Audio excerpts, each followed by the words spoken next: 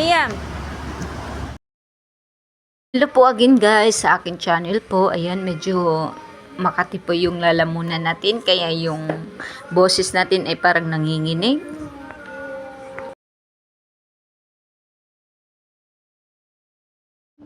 So ngayon, ayan na po ang aking ate Sulin. Ay pumunta po kami ng maaga sa eskwelahan guys. Ayan. Mga alas 6 pa lang yan guys. O 7. Pumunta na po kami dyan guys para mag-attend ng moving up po ng anak ko pong si Sulin. So ayan guys. After po nyan guys, medyo saglit lang po and then ayan, kanta po sila ng kanilang moving up song and then tapos nyan guys, uwian na po and then after nyan guys, hindi pa kami umuwi ng bahay dahil kami ay pumunta pa po sa ibang lugar para din po magpasyal. Ayan, habang sila po ay sumasayaw, ang aking mga anak ay napagod na din sa kakahintay kaya hindi ko na po sila binidyohan. So ayan guys, congrats po sa lahat ng nag-graduate at saka sa mga mommy guys na naghirap para po mapag-aral lang po ang kanilang mga anak. Ayan, congrats din po sa inyo guys. Sa mga magulang guys, ayan, congrats din po sa inyo. Dahil din sa mga magulang hindi kayo makapag-aral. Yun.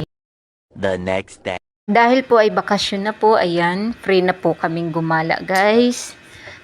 At saka wala nang alalahanin sa pag-aaral, ayan. So, gumala kami guys dahil wala naman kaming ibang ginagawa din. Tapos na sa gawaing bahay. So, ayan. Gumala kami kahit madaling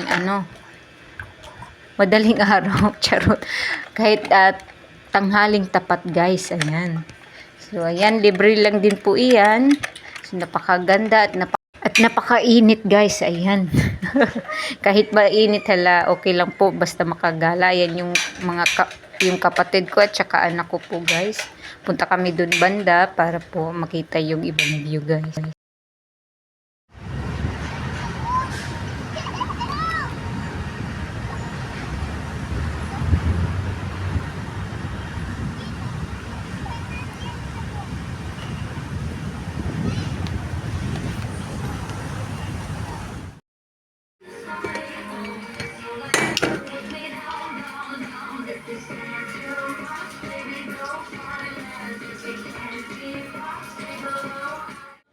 So habang pong wala kaming ginagawa na guys, ayan yung mga anak ko, naglalaro po sila.